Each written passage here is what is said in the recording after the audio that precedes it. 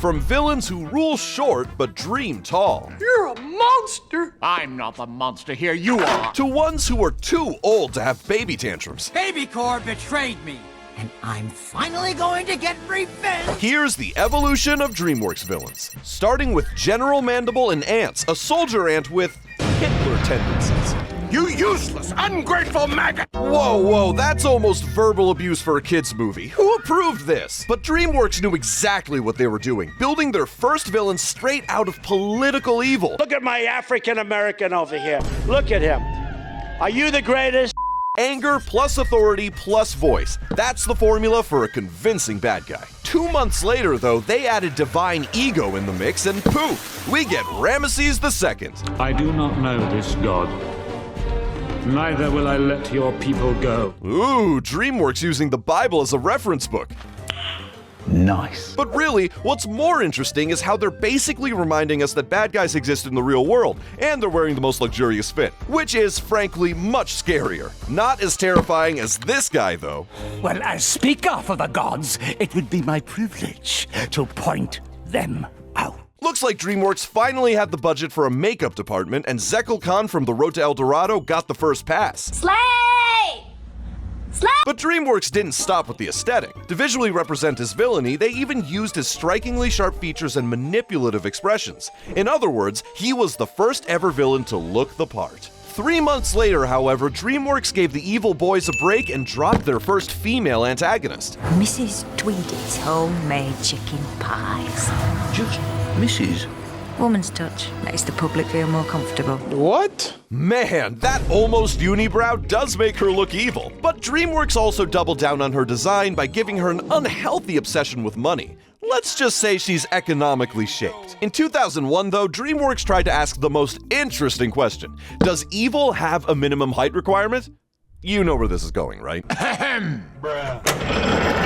Lord Farquaad is Dreamworks' way of showing that you don't need to look the most intimidating to do anything intimidating. Sometimes all you need is just a little insecurity. Gotcha! But insecurity is only one path to villainy. The Colonel's cruelty came from something far more insidious. Any horse can be broken. What do you mean by that? And it is that manner of small thinking that would say this horse could never be broken. Dreamworks made a great shift towards realism in 2002 with The Colonel, exploring how perspective, not just personality, creates villains. In 2003, though, Dreamworks flipped the script with Eris, the goddess of discord. No doubt you've seen my likeness on the temple walls. Ooh, yes, we just love a self-aware queen. But for the first time, Dreamworks not only took inspiration from Greek mythology, but they also put real effort into how their villains moved. Shout out to the animators. Seriously, if I could move like Eris, I'd never walk anywhere again. Much like this next antagonist. Oh, my dear. Oh, look at you. You're all, grown up. Now this is where Dreamworks starts getting more creative with their villains. Aside from the Disney shade, they took someone who's supposed to be good and turned her into the bad guy. But that's not even the best part. They also injected that early 2000s corporate satire flavor, hinting at the evil existing in real-life offices. My husband, Shrek. Your husband? What? What do you say? When did this happen? A year later, though, Dreamworks got bolder with its references. Voiced by Robert De Niro, Don Lino even has the same mole on his right cheek. But that's not the only thing going on. I've lived my life for my sons, raising them and protecting them. Dreamworks also zoomed in on personal conflict, family, pride, tradition, making Don a humanized villain, though technically he's a shark. That's what sharks do. The following year, Dreamworks experimented with another animal-human villain archetype. Okay, the studio was clearly leveling up its ensemble storytelling. Instead of one central villain, the Fossas rolled in like a committee of goofy-looking chaos gremlins. As the saying goes, the more the merrier. The wild predator-prey chase in Madagascar evolved in October 2005, though. Dreamworks brought that same tension into the human world, transforming it into a classic hunter versus prey struggle. It's off to bunny heaven for you, big ears. Victor, no!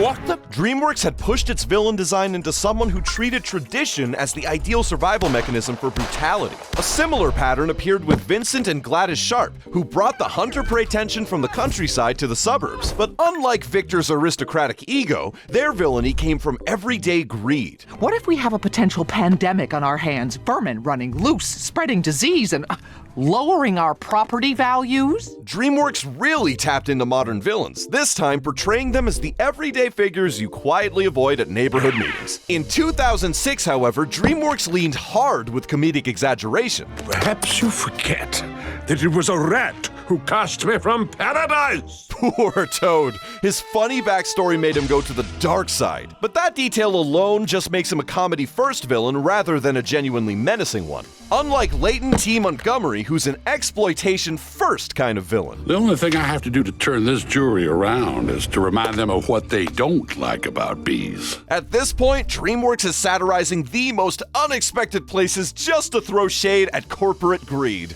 The studio soon changed its lane, though. That was not my fault. Not your fault? Who filled my head with dreams? Who drove me to train until my bones cracked? Who denied me my destiny? Oh, come on. You're supposed to be a villain. But why am I crying right now? But yep, this was also the moment DreamWorks started injecting emotional wounds into their villains. The result? It made them even more captivating than the hero himself. That same year, though, Madagascar 2 gave us the opposite. Who's offline? You are. Don't you forget it. With Makunga, the narcissistic lion, DreamWorks proved they could do both. Villains who break your heart, and villains who make you roll your eyes. The door. The following year, however, the studio upped the threat volume knob with Galaxar. It is important to note that most of you will not survive the next 24 hours. Those of you that do survive will be enslaved and experimented on. Oh my God! Okay, it's happening! For Galaxar, his mantra is simply, humans suck. I mean, you're not wrong, but you didn't have to say it. I mean, good Lord. But yeah, that purple squid showed how DreamWorks graduated from schoolyard bullies to intergalactic extermination. Just months later, DreamWorks stripped away the character entirely. It may look like a normal dragon, but Red Death is actually DreamWorks' evolutionary step to create villains you can't negotiate with. Can you move your seat up? Pleading is just useless with these types. DreamWorks' villain evolution took a personal turn in 2010, though. There will never be an us. A moment of silence for our brother here. But no, then again, heartbreaks like this usually turn dudes into gym bros. Titan, he made sure that everyone knew he was heartbroken. What was DreamWorks trying to tell us through Titan? Well, sometimes a distorted idea of love can create a villain. Oh, that's cold. With Lord Shen, though, it's a different story. A peacock Oh shit, that's me? is defeated by a warrior of black and white.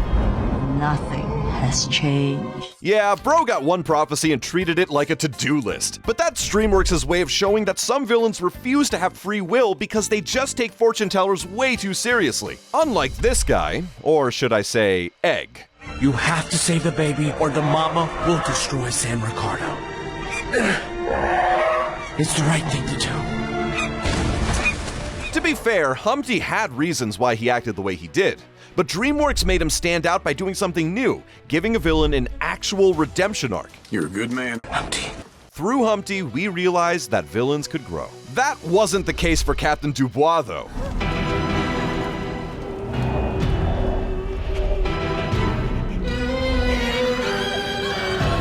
That entrance alone was the giveaway that she's permanently evil. But it gets better. DreamWorks clearly toyed with the idea of antagonists who actually max out their gym membership, because look at that speed and strength.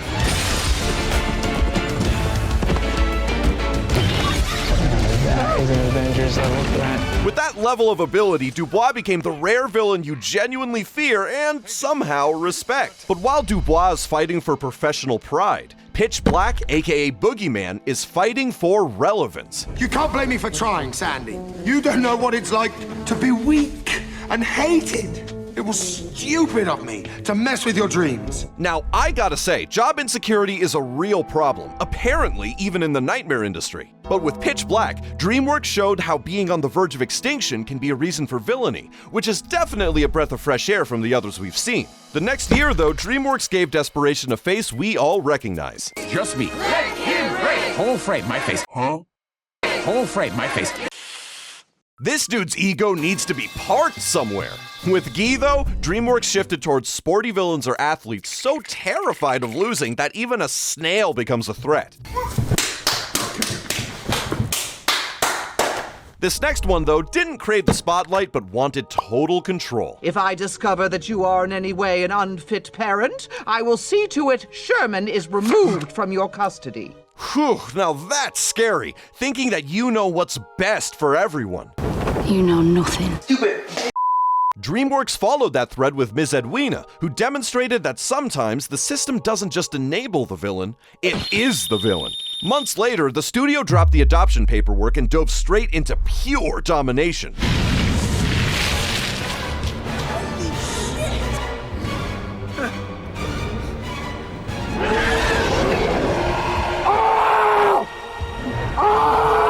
Ugh, even I'm scared of him. With Drago, Dreamworks made sure it was okay to judge a book by its cover. He looked the part, walked the part, and roared the part. The full Holy Trinity package. Then, in the same year, Dreamworks swapped out the entire package for one thing: trauma. Took everything from me.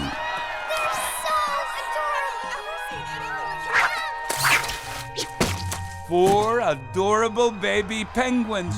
With you around, no one wanted an old octopus anymore. Going from the center of attention to being dumped must be really tough. But come on, man, it wasn't their fault. They were just babies. Dave was Dreamworks' way of showing that villainy doesn't always need world-ending stakes. The following year, though, Dreamworks took villainy in a subtler yet eerily familiar direction: incompetent authority. I invented running away, and look at this. I have the shusher. I am your captain.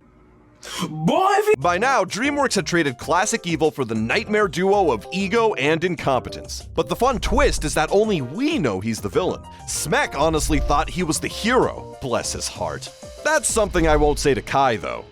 500 years in the spirit realm. You pick up a thing or two. I have taken the chi of every master here. After all the chaotic idiots and accidental villains, the real nightmare is someone who's had 5 centuries to think about why they're mad. Dude, move on. Stop trying to justify this whole thing. Who are you talking to right now? I am the danger. A few moments later.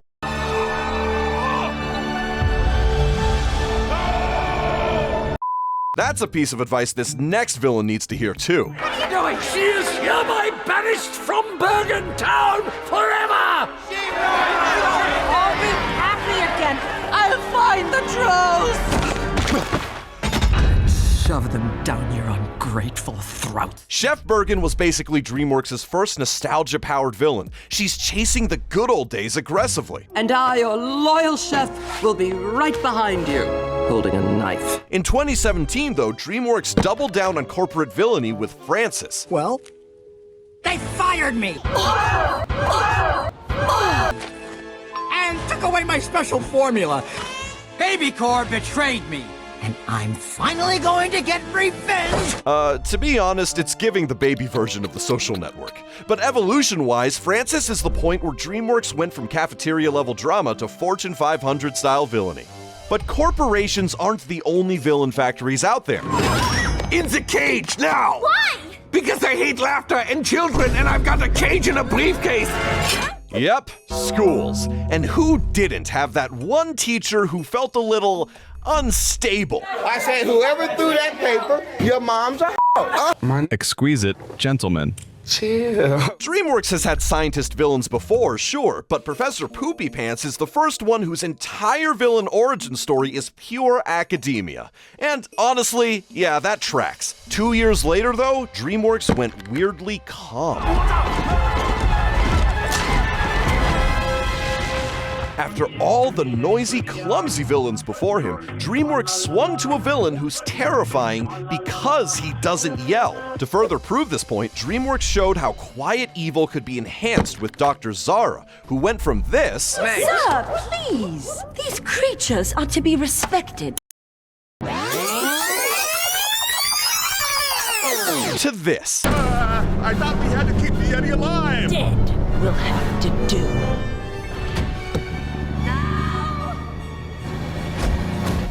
Lock his ass up!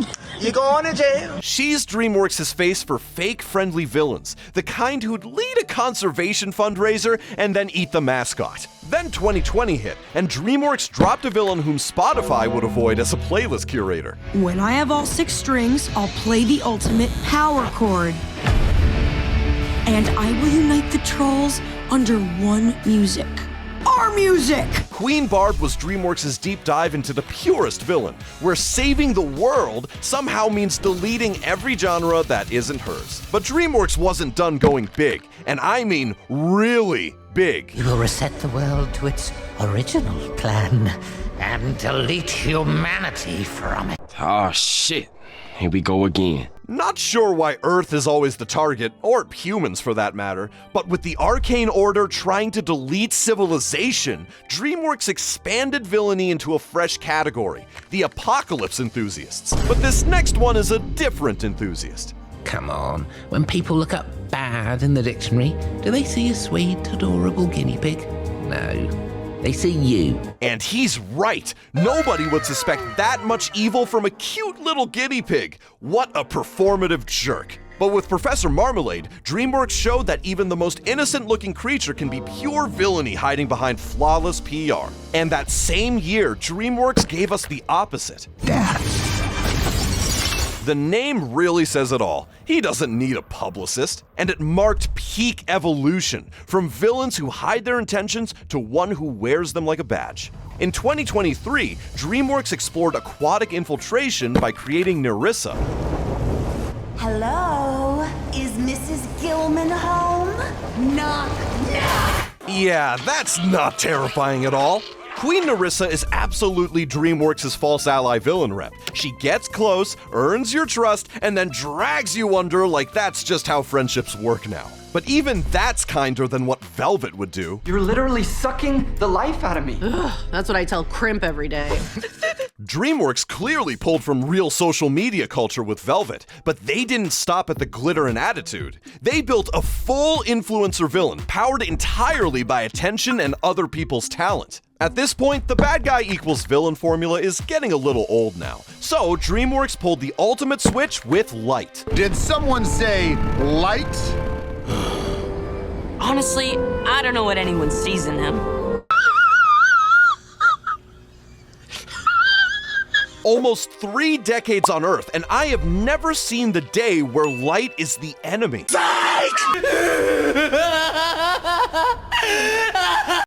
DreamWorks had officially evolved from villains who try to hurt you to villains who hurt you just by existing. Then came a villain who was never loved at all. I was turned away from every training hall I went to. They would say I was too small, too lowly, and that Kung Fu was not my destiny. Which is diabolical when you remember Mantis is in the Furious 5. Go! With the Chameleon, DreamWorks gave us the next villain mutation, the fully rejection-powered model. Later in 2024, DreamWorks introduced a villain tailor-made for the AI era. I am Vandra, Virtual Observational Neutralizing Troublesome Retrieval Authority. That's a corporate AI hitman right there, which is scary because it's like a sneak peek into our own future. Meanwhile... yeah, boy. Huh? Okay, we are cooked. But with Vantra, DreamWorks shifted from rage-driven evil to stats-driven evil. The kind of evil that wipes you out because the KPIs weren't feeling you. Then came 2025, when DreamWorks moved to a villain who became bad because of learned cynicism. Stop calling me a do-gooder. I'm not a do-gooder. I'm not, see? I'm mean. I'm selfish. And I I just want everything for myself. But we and Lil Petey know that's not true. With Petey, Dreamworks highlights how some villains use evil as a defense mechanism, and how quickly it cracks once someone finally gives them something worth believing in. And that's what makes Dreamworks villains unforgettable.